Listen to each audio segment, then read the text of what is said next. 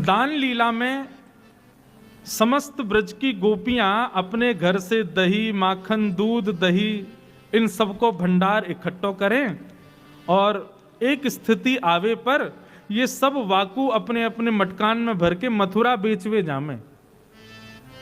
अच्छा, इसके पीछे भागवत में कथा आती है कि ये कंस ने प्रतिबंधित किए हुए थे वृंदावन, बरसाना, नंदगांव आदि में कि भाई कोई भी मक्खन निकाल के, दही निकाल के अपने प्रयोग में नहीं लेगा, जितना निकाला सब लाके मथुरा में दो। कहीं पर एक दो घड़े से ज्यादा दही, मक्खन, दूध मिल जाते थे तो फिर कंस दंड देता था।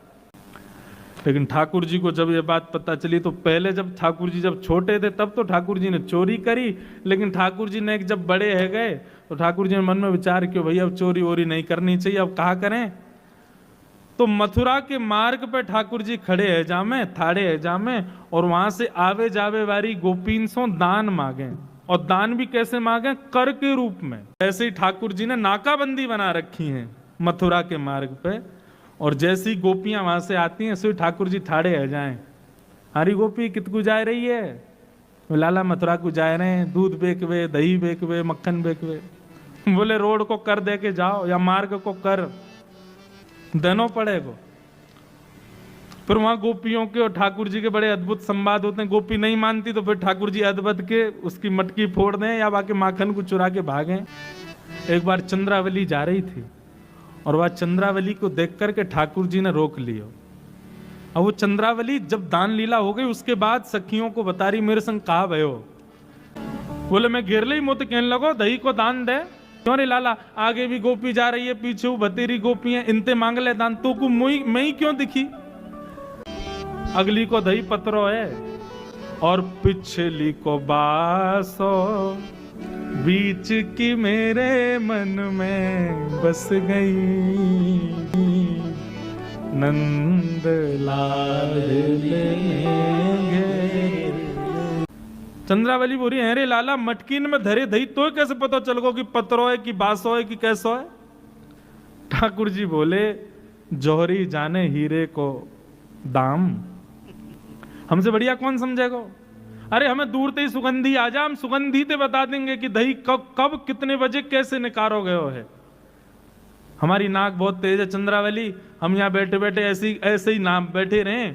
हम कर यही बात को मांगे कि हम तुम्हारी दहियन के एक्सपायरी डेट हमें पतो रहे, कितने दिन की है, कितने समय की है। एक लीला आती है ब्रज लीला में, एक सखी पहुंच गई नंद भवन और नंद भवन जाकर के यशोदा मैया से बोली मैया आज मेरे घर में पूजा हैवेगी और वह पूजा के काजे मुकु गोबर को चौका लगानो है, तो आपके यहाँ की पद्मा गैया को मैं गोबर ले जाऊं? मैया बोली गोबर कोई मांगवे की चीज है, जितनो मन करो उतनो ले जा, ले जा, बढ़िया जितनो तेरो मन हो ले जाइयो, कोई वो हमें भाव थोड़ी। अरे जितना हमें 9 लाख गाय हमारे यहाँ। ठाकुर जी दूर बैठे हुए सुई उठ के आगे, हरी मैया तेने बा सखी ते यो क्यों कह दई कि जितनो तेरो मन हो उतनो ले जा? अरे तू ना जाने मैया, या को नाम है गोवर, गो माने गैया और वा को वर यानी वरदान। गैया को वरदान साक्षात लक्ष्मी निवास करे, हम अपने घर की लक्ष्मी कोई और को क्यों देंगे? मैं जा रहा हूं देखवे के काजे, ज्यादा नहीं ले जा, ये गोबर चोटी है, घर घर के गोबर ने चुराए ले। मैया बोली लाला या में भी तू कहा बात करे? अरे गैया को गोबर ले जा ना मैया, ऐसे कैसे ले जाएगी? तू ना जाने हमारे नंद बाबा की जितनी संपत्ति बढ़ रही है या गोबरंती बढ़ रही है। मैया बोली अब तेरे जो मन में आए सो कर, जा चलो जा। ठाकुर जी पीछे से पहुंच गए। अच्छा वो आई तो इसीलिए थी कि नंदलाल मुंह को दिख जाए, मुंह को उनके दर्शन हो जाए। ठाकुर जी पीछे खड़े हो गए। जैसे ही वो गोबर भर करके उचान लगी सो ठाकुर जी तो बोली लाला ये बहुत भारी है, मेरी मदद कर दे उचावे में।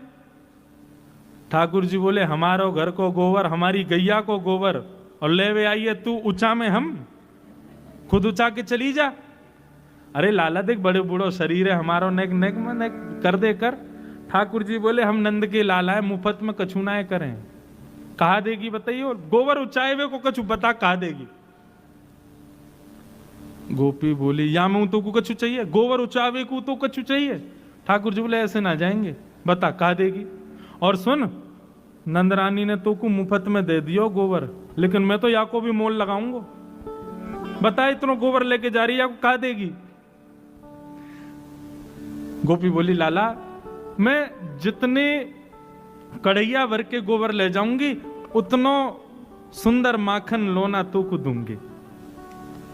ठाकुर जी तो नाचने लगे, अच्छा माखन लोना देगी? बोले हाँ दूंगी। बोले अच्छा कैसे देगी? बोले जितने कढ़ैया भर के ले जाऊंगी उतनी दे दूंगी। ठाकुर जी बोले हमारी गणित तो है ना, हम पढ़वे लिखवे तो गए ना, हमें तो पता हो ना तू कितनी ले जाएगी। अब 3 4 ये हम पे गिनती आती तो हम बताते, हमें आवे ही ना है कछु, हमें कैसे पता चलेगा तू कितनी लेके गई? कछु और होना चाहिए जैसे हमको पता चले कि तू इतना लेके गई है। सो गोपी बोली लाला एक काम करें। बोले कहा?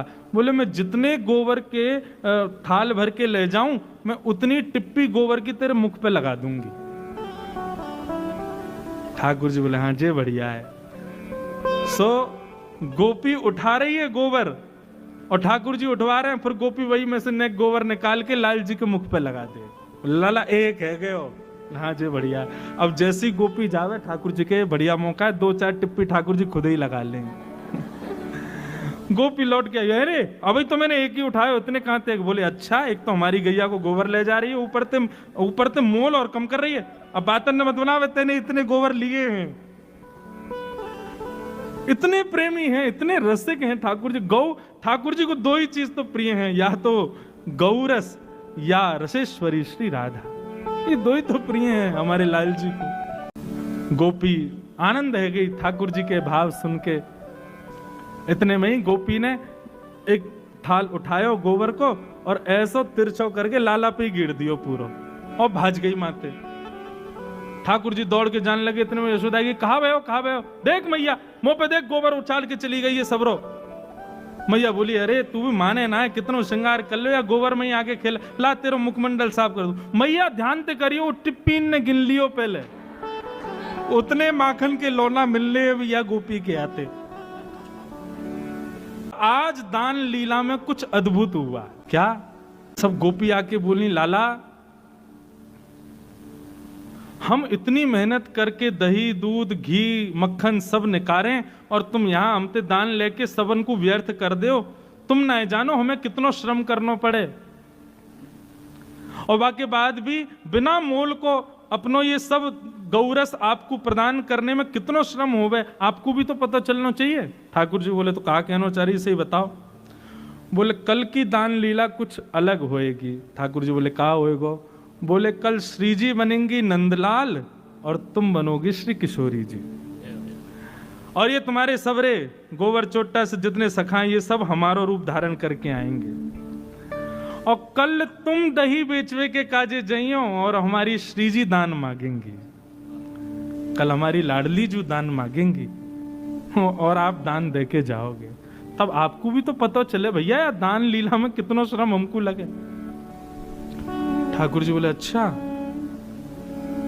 तो आप लोग दान मांगो। बोले नहीं, कल आपकी भूमिका तो श्री जी निभाएंगी और आप हमारी श्री जी की भूमिका निभाइयो। ठाकुर जी बोले चलो ठीक है, फिर तो अब यही होने दो। आहा इतने सुंदर भाव हैं। ठाकुर जी किशोरी जी का रूप धारण करके और सिर पर मटकुया रख करके, गजगामिनी चाल चल करके, नाक में बेसर पहन करके, चुनरी ओढ़ करके, हाथन में कड़ूला धारण करके छम छम छम ध्वनि प्रकट करते हुए, ऐसी गजगामिनी चाल चलते हुए हमारे ठाकुर जी आ रहे हैं, और संग में मर्दानी चाल चलते हुए मधुमंगल सुमंगल ये सब आ रहे हैं पीछे पीछे। ये वो गोपी बने आज। ठाकुर जी हमारे बिल्कुल बढ़िया हैं, उनको कोई श्रम नहीं हुआ। वो तो जाने श्री जी कैसे बननो, क्यों श्री जी के दर्शन के काजे खूब नारी बन बन के जामे। परंतु आज ठाकुर जी की तो अद्भुत स्वरूप है। और श्याम सुंदर को आते देख, यहां मोर मुकुट धारण किए, पीतांबरी पहनी भई गौर वर्णा, श्री जी आज श्याम सुंदर के रूप में खड़ी हैं। और दूर से जैसे ही आते देखे हैं श्री जी के रूप में ठाकुर जी को, तो किशोरी जी ठाकुर जी के रूप में गा रही हैं, हमारो दान दे जारी ध्यान से कहियो, ये हमारे ठाकुर जी नहीं गा रहे हैं, श्री जी गा रही हैं। लेकिन श्री जी को रूप ठाकुर जी को है, और गा कौन के लिए रही है? गा ठाकुर जी के लिए रही है, लेकिन ठाकुर जी आज श्री जी के रूप में है। हमारो दान दे जारी, नहीं दधी बेचवे वारी।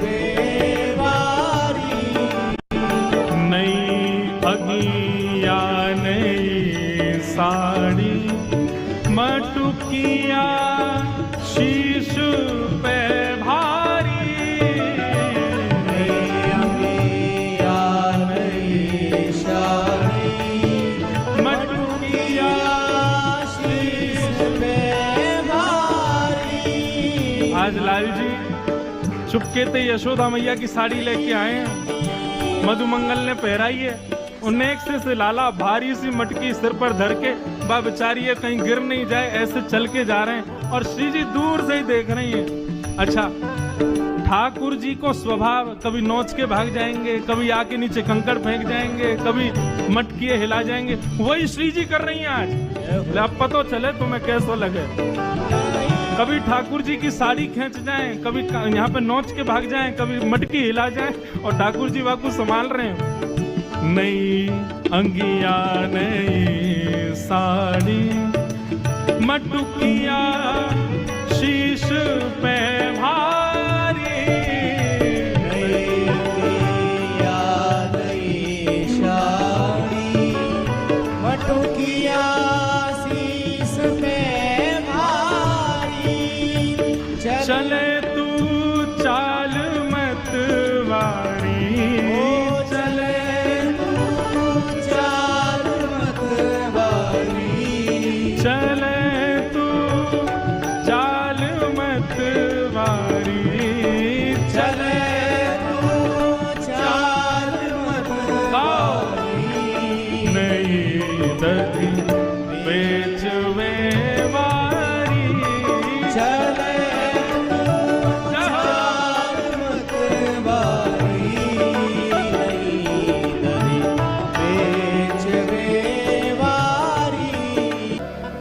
गुजरी कहाँ को जा रही है? ठाकुर जी दही बेचवे जा रही हैं। बोले दही बेचवे जा रही हैं, मारक को दान दो। अब श्री जी वही सब शब्द कह रही हैं जो ठाकुर जी कहते हैं, और ठाकुर जी वही सब शब्द बोल रहे हैं जो श्री जी बोलती हैं। ठाकुर जी बोले काय को दें दान? ये मार्ग का तुम्हारे पिताजी को है? ठाकुर जी बोले और नहीं तो हमारे पिताजी को है। हमारे पिताजी को हो, चाहे हमारे दादा को, चाहे हमारे परदादा को हो, हम खड़े हैं तो हमारा है, दान तो देना पड़ेगा। ठाकुर जी बोले अच्छा अरे सुनरी भिंडला या को दान दे दे, भूखो बेचारो या कि मैया खिबावे ना है ना यार, सुबह तो भूखो प्यासो आ जाए यहाँ पे, घर में तो या कि दाल रोटी बने ना है, या हमारे बेचारो रोडन पे बैठे या मार्ग पे बैठ जावे और हम आवे जावे वाली सखीन ते दान मांगे करे दे दे। श्री जी बोली ठाकुर जी के रूप में, अरे सुन रही अलवेली गोपी या गोबर चोटी को ना खाऊंगा मैं सब जानू। यानी अपनी गैया के भूसा भी गोबर चुरा चुरा के लाइए, ये गोबर चुरा के बेच दे, बातें भूसा खरीद के अपनी गैया को खवावे और बातें दूध निकला को मेरी मति भ्रमित रह जाएगी भैया, या को दूध ना या की दही ना खाऊंगा, तेरी चाहिए मोकू। हम तो आपकी दही लेंगे, आज हमारे मन में बस आपको देख के आनंद है रो है, अब या दान को हमें दे जाओ, बढ़िया दूध दही आदि सब खवा जाओ, फिर आनंद आवेगो। अब श्री जी कह रही हैं, मतलब ठाकुर जी कह रहे हैं श्री जी के भाव से किशोरी जी से, इतनी विनती मानिए है नवराज कुमार। अच्छा, श्री जी दान मांग रही हैं और लाल जी देवे से मना कर रहे हैं, कभी मधुमंगल आगे कर रहे हैं, कभी अच्छा, ये सब रूप तो उन्हीं के धारण करके आए गोपियों के। सो नहीं दे रहे हैं तो फिर श्री जी ठाकुर जी की तरह कभी यहां नोच जाएं, कभी हाथ पकड़ लें, कभी मटकी गिरावे, कोई धमकी दें, कभी कछु करें। तो या सब भाव से परेशान है कि ठाकुर जी कह रहे हैं हे ब्रजराज देखो, दान वान देंगे नहीं देंगे वो सब बात की बात है, लेकिन ये आप ये छुआछाई मत करो। ये कभी यहाँ नोच रहे हो, कभी वहां नोच रहे हो, हम कोई एरी गैरी ना है, हम ऊंचे कुल की छोरी हैं, हाँ, जो है का कहीं भी नोच रहे हो हमें। हम कीर्ति मैया की लाली हैं, हमारे पिताजी बरसाने के राजा वृषभानु जी हैं, तुम्हारी यशोदा मैया की तरह ना है धाम धुल्लोसी, माखन खा के कोने में पड़ी रहे, चलो ना जाए, 4 आदमी उठाए वारे चाहिए। अच्छा, ये सब बात ठाकुर जी कह रहे हैं क्योंकि किशोरी जी यही सब कहती हैं। कैसे माता पिता है, हमें तो तुम पे ना तुम्हारे माता पिता पे लाज आ रही है, यही सब सिखाया तुमको। अरे कुलवती नारी को देख करके नैनन ने मटकाने लग जाओ, सैन बजाने लग जाओ, या मुरली को अधर पर धारण। वैसे तो ये बजे ना है, जैसे ही कोई सुंदरी युवती दिखे सोया मुरली में सबरे तान छिड़ जाए तुम्हारे। यही सब सिखाया तुम्हारे माता पिता ने। घर की बातें हैं, घर की बातें ने घरन में रहने दो। आप हमारे माता पिता को कुछ मत कहो, हम आपके माता पिता को कुछ नहीं कहेंगे, या बात को अब यहीं विश्राम होने दो, घर की बात है। और हमारे मार्ग से हट जाओ, हमें दही बेचवे जान दो। मैया रात में पूछेगी कितनों दही बेच के आई, कहा दूंगी उनको, क्योंकि तुम तो ऐसे ही खावे वारे हो, कछु देवे को है तो है ना तुम पे।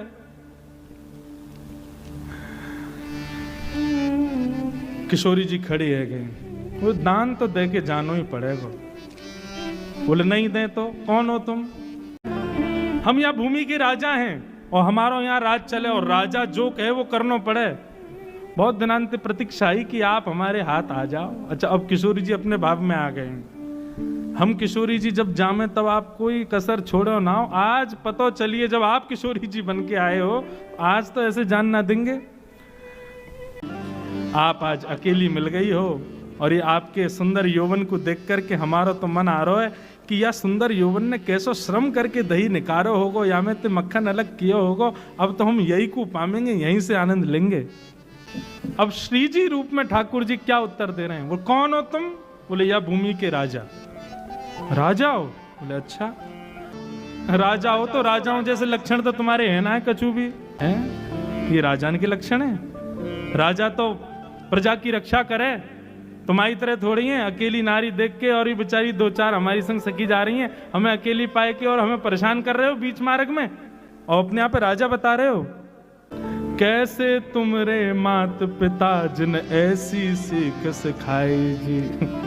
ठाकुर जी बोले देख तुम बात बात पे माता पिता पे क्यों आ जाओ? बोले और नहीं तो बालकन की परवरिश माता पिता ही करें, ऐसे तुम बनाई दिए हो, मुस्टुंडा से है गए हो, लेकिन अब वो शर्म नहीं आ रही है अकेली नारी देख करके और बीच में छेड़ रहे हो हमें। श्री जी अब मन में विचार कर रही है, अब क्या बोलूं, क्योंकि बाघ पटुता तो कन्हैया के पास ही है। श्री जी तो हमारी सरल स्वभाव वाली हैं।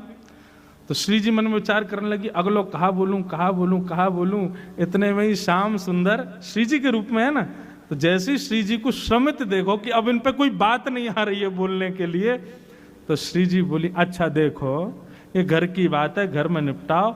आप बहुत श्रमित है गए हो और ज्यादा ही दही पावे की इच्छा है तो श्रम मत करो, बैठो, हम अपने हाथन से आपको पवाएंगे।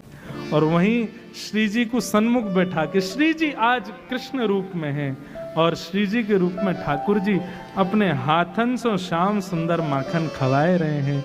और किशोरी जी अपने मुख से पामे और पाकर के जो नेकाद माखन बच जाए वाकू ठाकुर जी अपने मुख में लेकर के वाकू आस्वादन कर रहे हैं। ऐसे हमारे श्याम सुंदर की ये विशेष दान लीला।